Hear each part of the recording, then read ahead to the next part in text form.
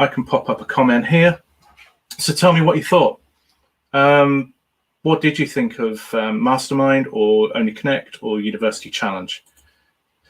Send a comment through. Once it comes through, it will pop up and we'll be able to use that as a talking point. Subjects were a bit of a mix on Mastermind. We had freshwater fish of the UK, which felt quite a general knowledge-y subject to me. Will says, hi, it worked. Thanks, Will. Great, thanks for stopping by. It's good to know somebody's watching. Got a comment here from Michael. Only saw UC. We'll catch up on the rest tomorrow. Michael, good to see you here. Michael is the captain of the current Imperial team on University Challenge, so it's good to have Michael here. Michael, tell me what you thought about tonight's University Challenge. There were some great buzzes, some great answers, and some controversial moments when we're talking about steak, which got Paxo a little bit riled. So tell us what you thought of tonight's University Challenge. Anything from tonight's Quizzy Monday is up for discussion. I'm waiting for Dan Adler to turn up from Only Connect, this series of Only Connect. If you're watching, Dan, there's a link that's been emailed to you.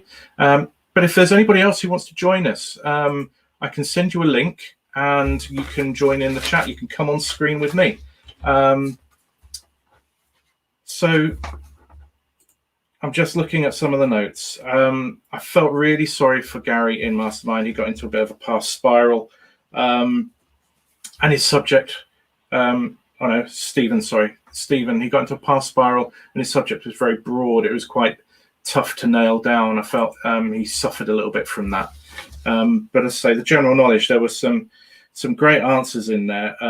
Gary, who was like the youngest of the competitors, pulled out some absolutely stunning answers.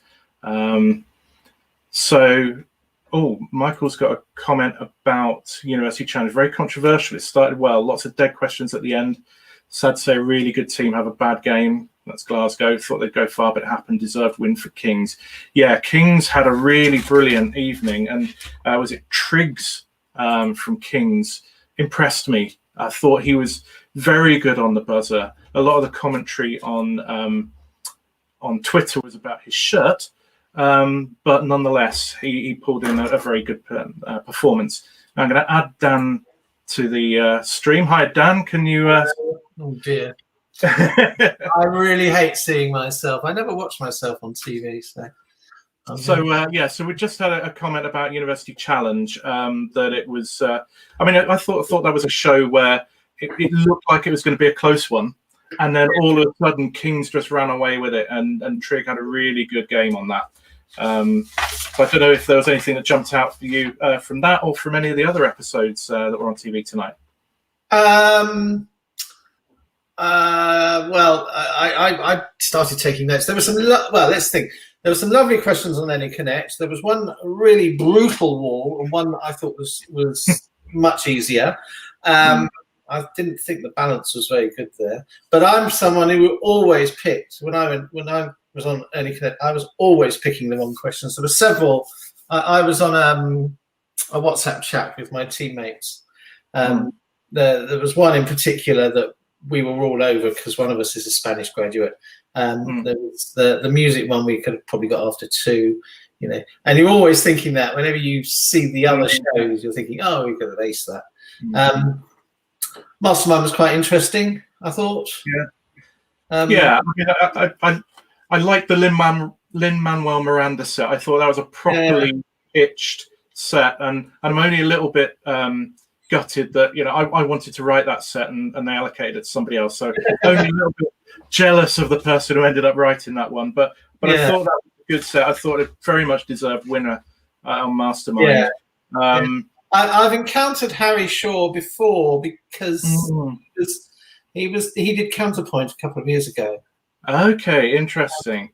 And I was at the recording because he was up against Lucy Reynolds. And he came across quite strange in person and on the microphone. And I thought there were some other unpleasant comments on Twitter, but that's where you go. That's what you go for Twitter for these days. It is the home of unpleasant comments. But I have to say, in the general knowledge, somebody who looked relatively young actually pulled out some really good answers. So I was sat there thinking, is this guy a quiz bowler? Because he seems to know a broad amount of stuff. I mean, Androcles, he got the Oaks, but then he missed a few things that were perhaps more sort of generational. Kate Adie, for example. You think, okay, that's the sort of thing.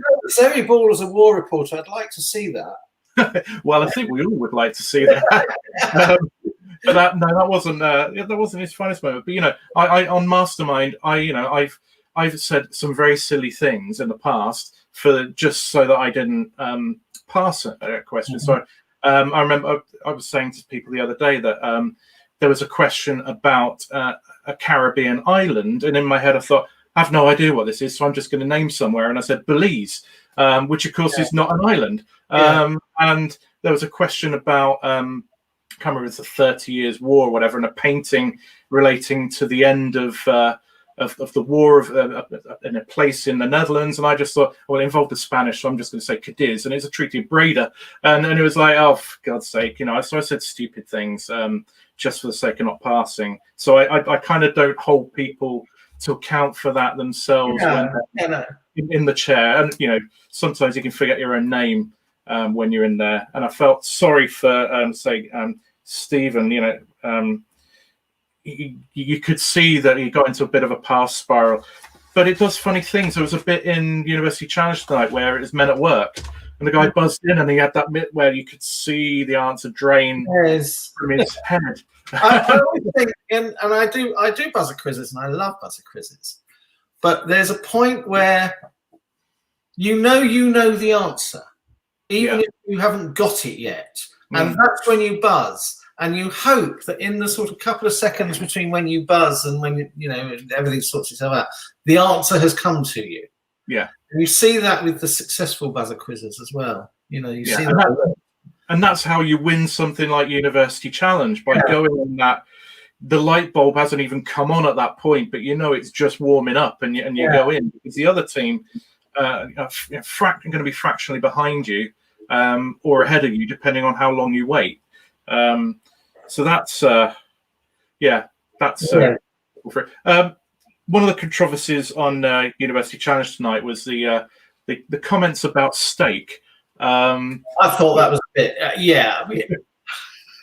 don't open yourself up to that, for God's sake. You're never going to win. Paxo had no truck with that, and you rarely kind of hear him quite so kind of directly put somebody down, but I don't know. Is there a place for that sort of commentary on a quiz show like that? Sometimes when you're in the kind of the midst of it, you come out with these comments that you'd say to your mates because you're that much into the action that you forget that you're actually on TV. I think a lot of that, especially if you're in a team. I think I've only ever done Only Connect as a team, and you hit that groove where you actually forget that there are cameras, and there at some point will be probably millions of people watching you, and you just sort of go with it. Really, you just do what comes naturally. I think we've got another heat coming. I think there's a few points in that where you'll see that. Yes, I mean it is a surreal environment to be in, being on a show, and it can break some people. They just you can find it really difficult to deal with the pressure and the lights and the whole surrounding. Harry Shaw was very nervous tonight. Yeah, it was unfortunate, really. But them's the breaks. Anybody who's watching, welcome to the stream. I think we've got about 10 people watching at the moment, which is good, bearing in mind this is an experiment. We could talk about anything from Mastermind, Only Connect with University Challenge. If you want to put a comment in the comments box in YouTube, that will pop up on my screen. I'll be able to bring it up like I can bring up Michael's comment from earlier, which we can then talk about. So feel free to tell us what you thought, highlights, lowlights, etc. One of the things I enjoyed was on the colleagues team in Only Connect was it Andy urging Khalil to press the buzzer as the time was ticking incessantly down, and there was a bit of antipathy going on there, I think. I mean, you've been on the show in the COVID era, so you've got an insight into how well you can hear people who are sat next to you, sat either side of you. You know, for people who haven't been on the show, can you see the clock counting down? Yes, right. So first of all, when you're looking across the studio, there's a monitor there, and the 4 answers appear not as you see them; they appear sort of 1, 2, 3, 4, and there's a clock at the bottom. So you're very aware of the time. The other thing is that because of the screens, we were wearing earpieces. That was how we could hear each other. And then, of course, you're worried how much is going over to the other team because you don't want to give too much away. You know, you don't want to give your musings to them, which we did horrendously on a couple of questions. Which I still wake up at night musing about some of those things. But yes, I mean, I have to say, I've done quite a lot for broadcast now. I've done sort of Mastermind and 15 and so on. Only Connect's by far the hardest.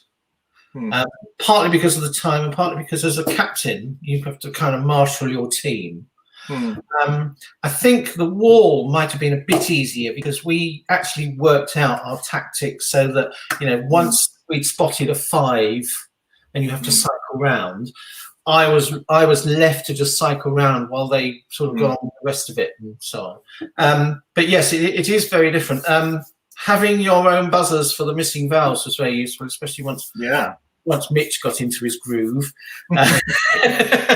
Well, gosh, I was saying from day one that Mitch should be captain because I'm not actually that good on the missing vowels. And I was terrified of a tiebreaker. But I was overruled on that. But Mitch was phenomenal. I mean, when I was on the show, you all had one buzzer, which everybody had to kind of put your fingers on, a bit like Ask the Family back in the day. Yeah. And it did mean that if you were the one at the top, you had to push like 2 other sets of fingers down. I'd have loved the ability to have my own buzzer. So that's interesting. So they've got their own buzzer. They can see the screen. You've got the perspex screens between you. Forget about those. You can see through them, obviously. Yeah. You know.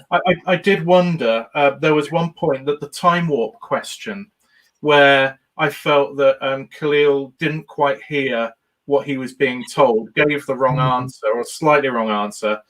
And felt perhaps he could have been prompted on that. And then I felt the Sleepy Shores were allowed to get away with a bit more than colleagues. On a couple, there was something else as well that I thought they were far more leniently dealt with. Than I'll say something else because it came up on our group chat as we were going through. One of the things about Only Connect is that it's definitely changed. And I'm a pretty good straight quizzer, but it's much more of a puzzle show now. And I think at the beginning, and you can see the sort of people who won it, it was very much more of a straight quiz. And now it's very much more of a puzzle show. And one example that sort of Emma pointed out was the question about the chess pieces, where it had Victoria and the arrows and then Beckett and the arrows and so on. In an early version, in an earlier series, that would have been Queen, Bishop, Knight. Yeah, or the notation, wouldn't it? It would they've added extra layers of, I wouldn't say so much complexity, but sort of lateral thinking needed to get through it. I did very well on a couple of quite straight quizzing questions, Moe's scale, and there's a couple that come up later. Mitch was much better on the puzzle questions, and I think you need a team now that covers all of those bases. Yeah, no, I think that's important. When you think about that, the time warp question, the answer, the fourth in the sequence was a dingbat, basically. When all's said and done. In fact, the whole thing turned out to be a dingbat. Jumps which is to the left and all that sort of thing. So again, that puzzles mine. It used to be just wordplay. Perhaps I'm kind of over romanticizing, but I think there comes a point where they've had to introduce different elements in. I've got an interesting comment here from VT Naturally, who says tactics play a huge part in OC. I certainly think the tactics on the wall do, and you alluded to it about the cycling through. I think that's what did for the Sandy Shores tonight, was they saw a 5 and then dropped it. yeah, and they kind of got distracted and thought, we'll try that. And they just didn't work methodically through until they'd absolutely nailed all of their potential. What we got wrong, and it's entirely down to me, was that we got to a point where we'd got the first two groups, we'd identified the third group. Oh, and you buzzed in too soon, didn't you? Pardon? Did you lock in too soon? We locked it in too soon. Yeah. We didn't give ourselves enough time to work out what that fourth group was. So we, on both occasions, we should have got 10 and we only got 7. And we did that. And that is, we used to call it back in the day wall stall, where we would keep eating up the time. But back when I was on in season 10, the more time that was left at the end of the walls got added to the missing vowels. So if you were leading, then you absolutely didn't want to leave many more time than was necessary for the missing vowels. So you would sit there, having solved the wall, going, let me just check. I think cat, sheep, yes. They're far more sophisticated than we were, because, I mean, apart from anything else, you always assume that something's going to get taken out of the edit. I mean, there's a whole long. I noticed there's a whole long riff about Brian Blessed that was taken out, and the reason for that is, when you were talking about passing before, when I did, I think it was the final for Mastermind, I was determined not to pass, but I didn't want to do the same thing every time, so I was going to cycle through the actors on I Claudius. I only needed it once, so I said Brian Blessed. And it's become a bit of a habit for me now, so that when I don't know the answer to a question, I say Brian Blessed. Apparently, Brian Blessed presents a daytime TV show with Ruth Henshaw, but there you go. According to me on 15 to 1. But I've done it every time now. So I did that on Only Connect, and then we had to have a riff about why I'd say Brian Blessed. It's good to have an answer. We had on University Challenge, however, tonight we had was it Dutch expat artists and kings throughout Robin van Persie, and I would say he's a football artist. Fully approved. You kind of can't have it both ways, I guess. You know, the on the one hand you got the comments about the steak, and on the other hand you got Robin van Persie. I guess if you've got that kind of attitude or sense of humour in you, it's just going to come out, isn't it? There's something really crucial. When you do an ordinary quiz, when you go to the pub, or you do a league quiz or whatever, you know, a Grand Prix, you do it for your own entertainment. As soon as you are cast on Mastermind or Brain of Britain or Only Connect or anything like that, you are there for somebody else's entertainment. Yeah. You have to bear that in mind at all times. You know, however much you want to win, however grumpy you want to get if you lose, you know, it doesn't look good. You want to be entertaining. Yeah. Yeah, I mean, that's the thing. You know, we all think we're playing a quiz because playing a quiz is what we love, but they're making entertainment. It is. I mean, we've just got a shout out here from Rob Reed. Hi, Rob. Glad you're watching. Don't know who else is watching, but there are people, so that's great. If you've got any comments, post them in the comment section on YouTube. They'll pop up so we can see them, or we can talk about them. If there's anything you thought was great, anything you thought amused you, any talking points at all, then please let us know. Put it in the comments. If there's anybody else who kind of knows me, potentially we could also get you up on screen and in the chat. All you have to do, it turns out, is just send a little link and people can log in. University Challenge, I don't know if it was my imagination tonight. It felt quite sciencey, and perhaps it always does for me because I did a history degree and science is like another planet. But I did keep noting down that there was science, quite a lot of science and maths, etc. I don't know whether that was an incorrect reading of the night's quizzing, or whether I just focus on the stuff I have no clue on whatsoever. I don't know. I mean, I've done Oxbridge buzzer quizzing because they do. I mean, what you see on University Challenge is the tip of an iceberg. Yeah. There is a huge college quiz bowl scene, and especially in America where University Challenge started, even though it only ran for a couple of years. And if you go to Oxbridge and you do go, you see the people who you've just seen on University Challenge competing against each other in their college teams. And you realise that they do it every week. They practice against each other every week. And that's why the Oxbridge teams are so good, because they've got practice on their doorstep. And those questions, I mean, I sat there, and some of those science questions, I did both Oxford and Cambridge, the science questions were so far over my head, I needed a telescope. It was just, I have no idea what you're talking about here, and I'm an engineer. That's my training. So, I'm supposed to be quite sciencey, but actually I do better on the arty stuff. And yet there were questions like Stamford Bridge, which I was quite amazed at that, really, being a second round bonus in the University Challenge. And Bradford, are they heard Bradford upon Avon? No, but they got St Ives, so that's. But then there was a big clue there, wasn't there, in terms of the rhyme? That was interesting.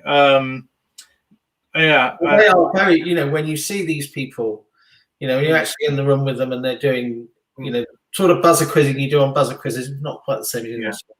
They are very, very, very good. Yeah.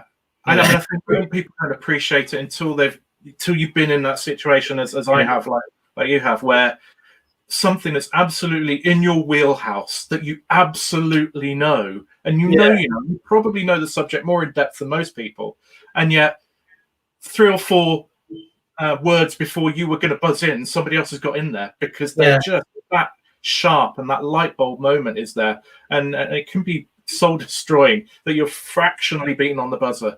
Well, my best moment in buzzer quizzing was, I think it was the Oxford one. And as you know, I'm telling you something because obviously there might be people watching it. When you do a buzzer quiz outside University Challenge, the questions are quite long. And you start off by being told what you're looking for, this artist, this book, this piece of music, whatever.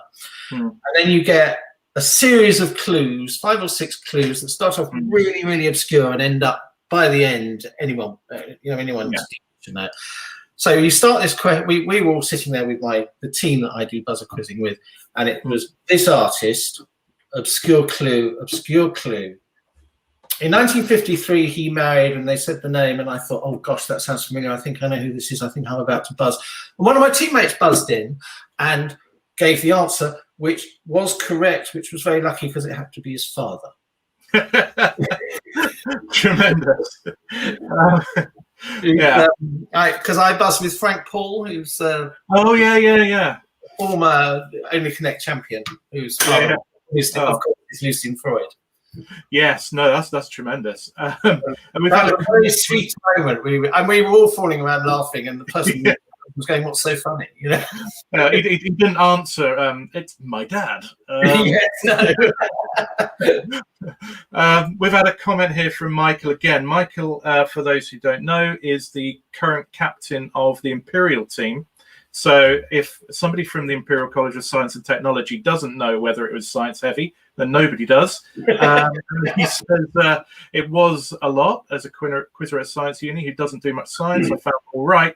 Sorry to disappoint, won't say much, but chatting to other quarterfinalists, there's a lot of science coming up. Well, I've often wondered, and I don't know whether there's anybody who would know, whether they construct the sets with the kind of strengths of the relative institutions or the players in mind. So if you get 2 sciencey teams, whether you're going to get a lot more science, even if it's just a slight weighting than you would otherwise.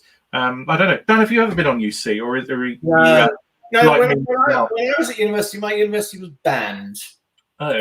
Because apparently a couple of years previously we'd sent a team and they'd misbehaved, so we went to that one. Whereas I just caught the first series of the Paxman era, and I was the reserve for the team, but we didn't get on, and then my university didn't get on until about 4 or 5 years ago. So we must have done something terrible at the audition. One of the things I've noticed is that the scientists tend to do quite well at University Challenge and Imperial and so on. And my theory is it's because the scientists read the books that the arts students read, but not the other way around.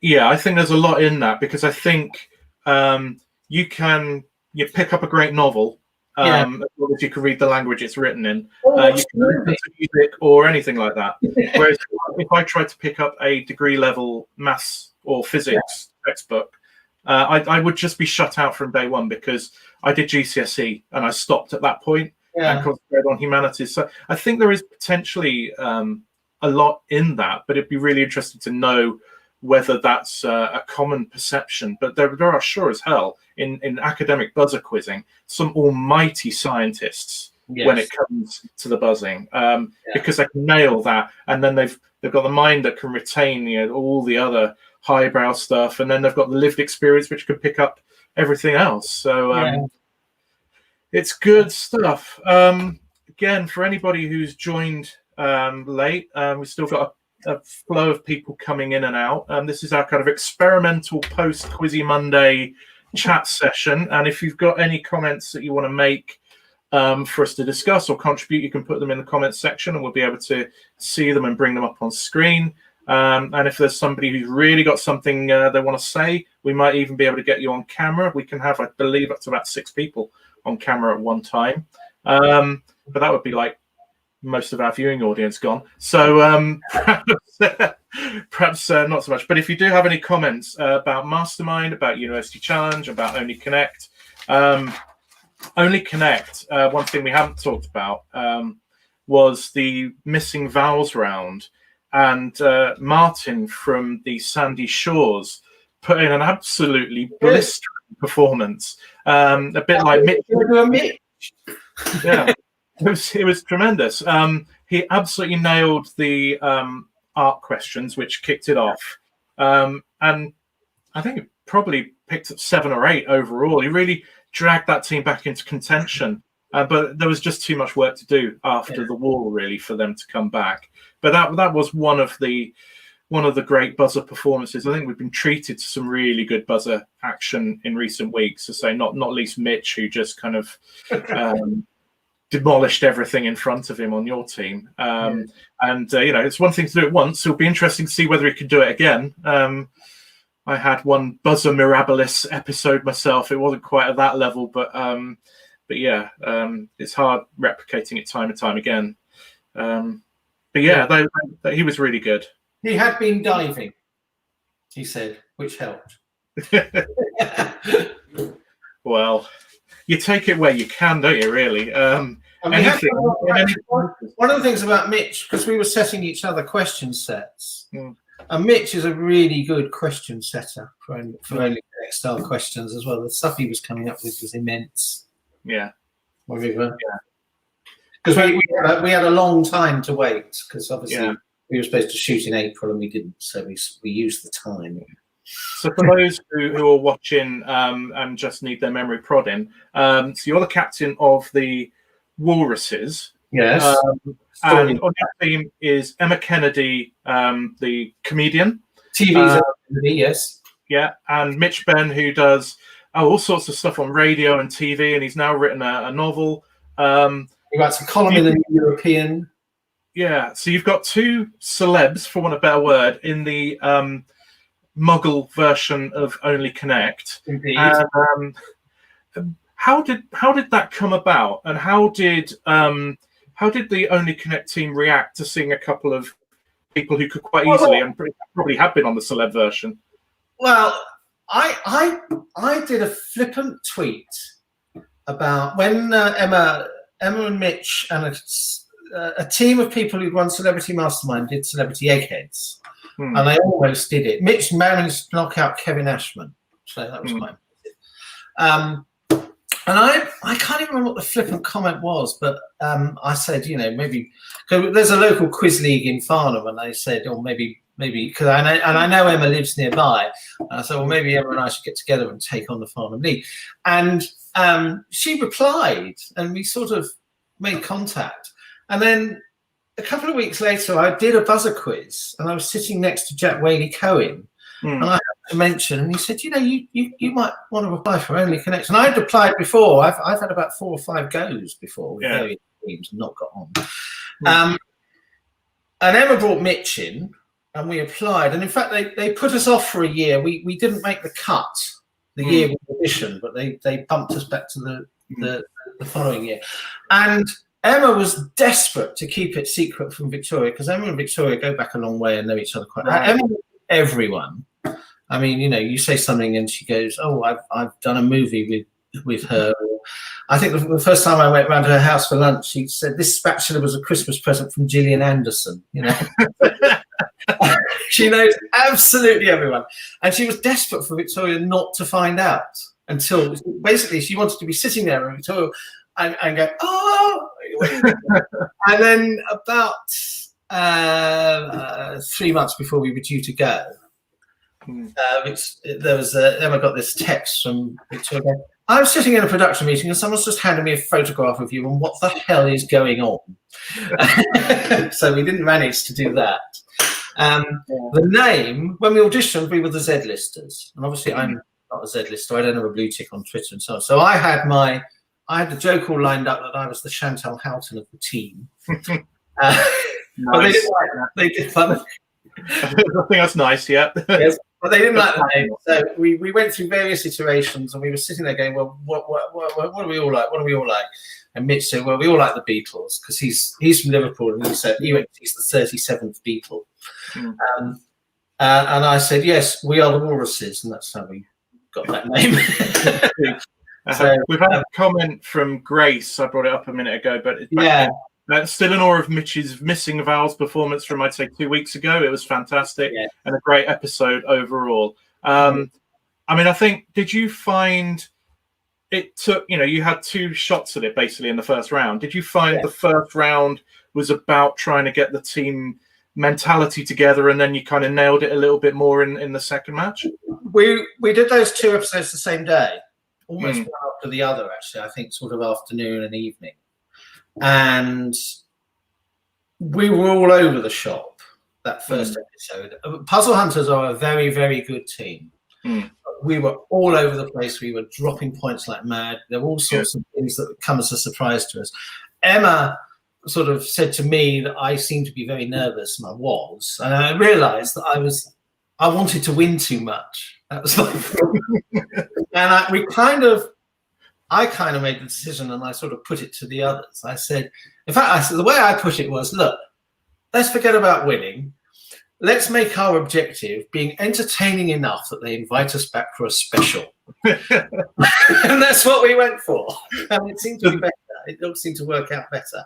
That's up there with the great cynical tactics of selecting beaches of the Caribbean for your mastermind final subject or something, just because you want the trip paid for and filmed. Yeah, well, they don't do that anymore. I mean, I was very disappointed. The last final that was on the first lot of the new regime, and I was all geared up to see what trips they got. And the first woman up got a trip to the school that she works at.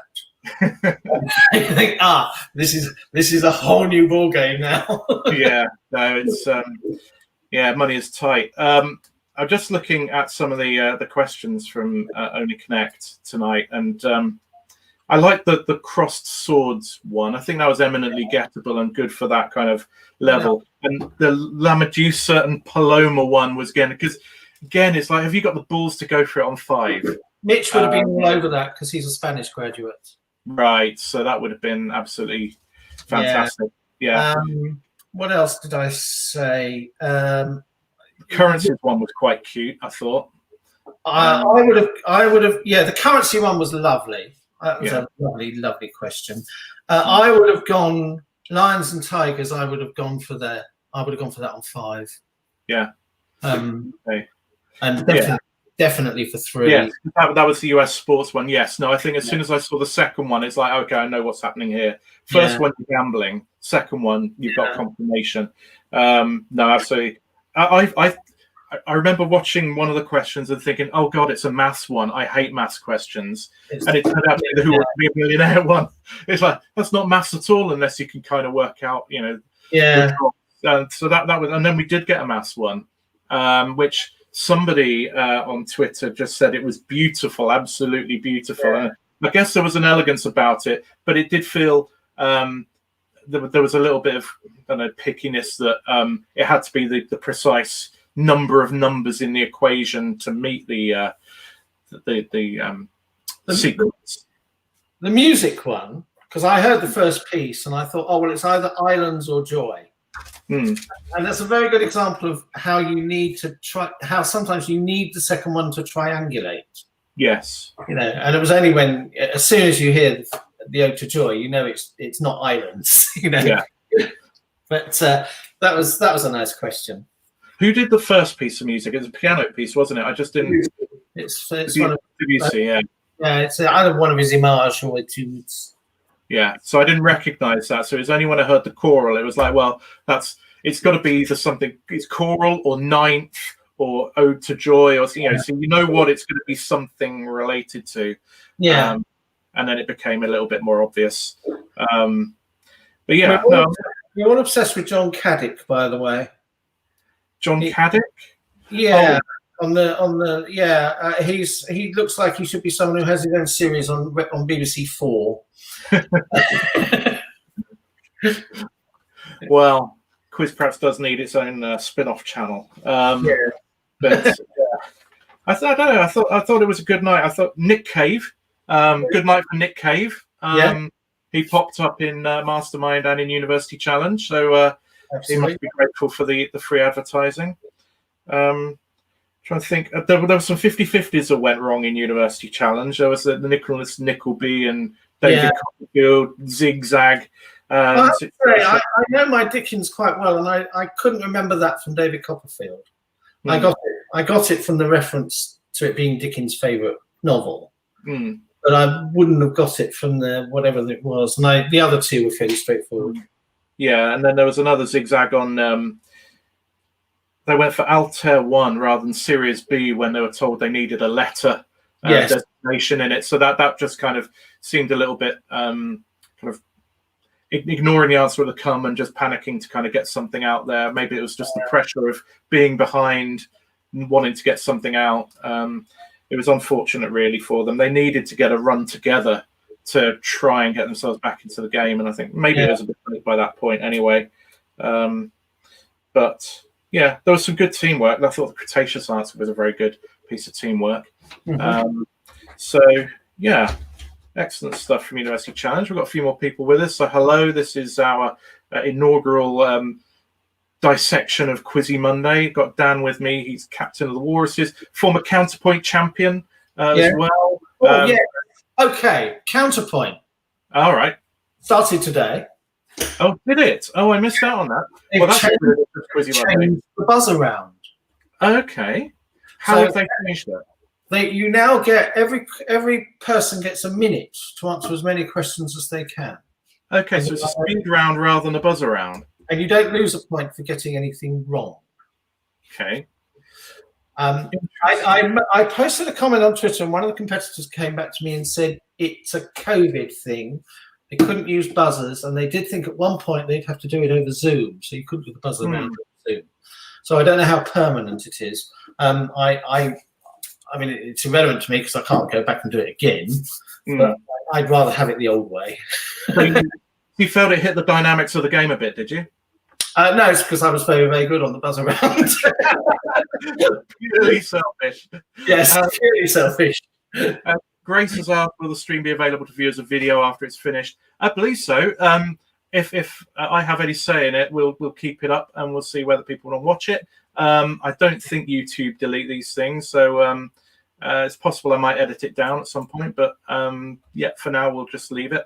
Do we need to mention the length of the questions on Mastermind? We probably don't need to. Okay. I think everybody's kind of on the same page with that one. Yeah, I think I get a feeling that there's a definite point when that problem will be solved, and it's not for a bit. I believe that is correct. Yes.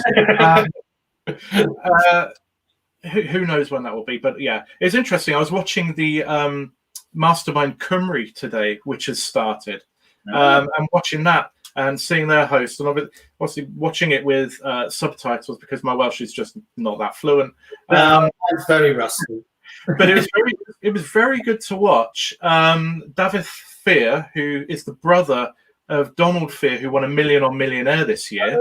Yes. He was on that. David himself has won 500,000. Both of whom we interviewed on All Things Quiz. Just look back at our videos and you can see. Shoehorning the plug-in. But he was very good. And it was quite interesting, as somebody pointed out to me, that there was more of a sense of humour and relaxed nature to it. That somebody gave the answer, instead of saying Neville Southall, they said Big Nev, and it was allowed, which I thought was brilliant, because everybody knows what he means, so certainly in Wales. So I thought that that was really good. But I think it's worth watching. It's on S4C. You want to know what's going on before in the green room and so on, because I always found Mastermind to be quite not dispiriting experience, but you're definitely sort of rushed through, and you don't have any much interaction with Humphreys or anything. And it's very much, we've got to do so many episodes in this day and so on, and you just want you sit down, answer your questions, and then go. Yeah. And I wonder how much more relaxed the Welsh version is then. I suspect it probably is. I think they only have 16 contestants, so I think it's only like 4 episodes and a final. So I think it's a much smaller affair. And the host, she's really quite likable, but still serious and kind of her reading is really good, which is what you want when it's speedy. There were still some questions which seemed to go on forever, but that could literally just have been the Welsh language for you. We know Mastermind is a very, very flawed format, but it's almost impossible to fix, because if you tried to fix it, it wouldn't be Mastermind anymore. So, when the old production team had to make changes and they came up with that arch and all that sort of thing, that's about the limit of what they could do. And you could see how frustrated it must have been. No, I think sometimes simple is better. And sometimes more questions is better. We'll see how it changes in the future going forward. Interesting. One thing you mentioned earlier when we were talking about University Challenge, and you said, and we were talking about buzzer quizzing and academic buzzer quizzing, and you said that America they have college ball, they don't. College ball's coming back. Yeah. Manning. Years or so. Which is really, what's happened? I mean. It's like David Beckham bringing back top of the form. Well, I suppose that now we're into fantasy quiz show host territory. It's entirely possible that you could, Eric the Eel doing something. But no, I mean, I think it'd be interesting to see, because actually, if that's something where they want that sort of sporting, competitive ethos, and you could kind of bring that out, rather than ours is still kind of a bit more academic in terms of the style of doing it. If they're wanting something that's just a bit more aggressive, probably a bit more glitzy and exciting, then maybe he's a good host. I don't think American networks take too many risks. They must have tried him out. They must know what he's like. Yeah. So, and they must have made the same sort of adaptations. I mean, you wouldn't want to run you wouldn't want to show a college or university quiz bowl or a buzzer quiz on TV. Most people, people complain about the length of the questions on Mastermind. They'll go ape at those other questions. So it is changed. So you wonder how much they've adapted the format. I mean, the pyramidal questions that you get in academic buzzer quizzing, they don't lend themselves naturally to primetime TV, as you say. So that's why it does kind of become a shorter buzzer race. But it will be interesting to see what sort of teams they get, whether, your big hitters from Harvard and Chicago and those sorts of teams are putting out their top quiz bowl team, or whether they steer it, whether there's kind of a bit more lowbrow, a little bit more trash, as the Americans would say. We'll find out in due course. I love it when they get a lowbrow question right, and Paxton so dismiss. Oh, they did very well on video games. You think, get over yourself. Yes, well, as somebody who's very much a lowbrow player, I do think there is a degree of snobbery, more than a degree of snobbery. You see that all the time in Mastermind. Whenever anyone does, people want to remember Mastermind as being men in tweed jackets answering questions on Greek poetry. And if someone goes on and does something like RuPaul's Drag Race, for example, it's all dumbing down. And you completely misunderstood what Mastermind is. Mastermind is about defining a body of knowledge, learning as much as you can, and recalling it under pressure. And it does not matter what that body of knowledge is, whether it's Greek poetry or RuPaul's Drag Race, it makes no difference. Absolutely. There's an art. You want to be entertaining. Yeah. there's absolute art to picking a mastermind subject as a contestant, and even more of an art to nailing it. I found myself at one point in the Mail on Sunday at the centre of a Mastermind is Dumbing Down thing, having done Northampton Town Football Club. I did 110 chuffing years of the club's history. All those fixtures, all those players, all those notable moments. It's like that was not an easy subject. I've done highbrow and lowbrow, and the approach is the same. Yeah. And the workload, for want of a better word, is the same. If I would say, if you ever wanted to win it, TV box sets. The only time I ever nailed a specialist subject was a TV box set. See, I steered away from things like that, and I definitely steered away from books. But I always fancy if I went back on, I did something like Steve Biko, because wrote a bit, did a bit, died very young. So you can really nail the parameters of that subject. And when I was looking at the subjects tonight, freshwater fish, I don't know how many species of freshwater fish there are in the UK, but there's going to be a finite number. So in that sense, quite good. Nick Cave and the Bad Seas, quite a lot in that career. It felt that was quite an ambitious one. Scouting, very amorphous. I just thought that was quite a stretch to know that one. But you do agree your source material, or at least you used to. I don't know what the new regime's like. Yeah, but even so, I think whenever I prepped for Mastermind as a player, I always went way above and beyond, because I was always had in mind that one question that is only a passing reference somewhere, but somebody else thinks, well, that'd be nice. So I always went above and beyond, so I didn't want to leave it to chance. And it didn't always. I learned the hard way. Don't do books, because you do a series of, I don't know, I did Robert Harris at that time, novels. And what I try and do is to try and work out any possible question and put it on index card. I mean, electronic index cards. And for Robert Harris, I had 3,500 of them. Yeah. When I did the box set, I had about 1,000.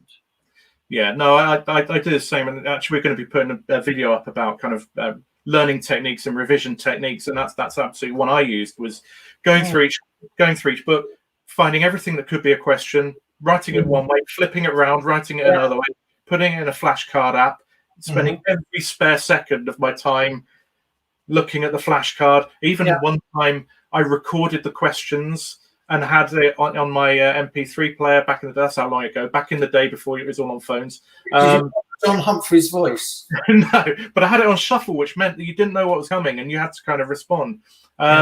So those techniques come into play. And I remember the first time I did Mastermind, I think I did 500 questions on my subject and thought, that's a lot. By the last time, I was about 1,500 questions. You just kind of get focused on that. And something you can see the people who haven't quite nailed the preparation on Mastermind at times, where you think, by a normal person's stretch of imagination, you know your subject.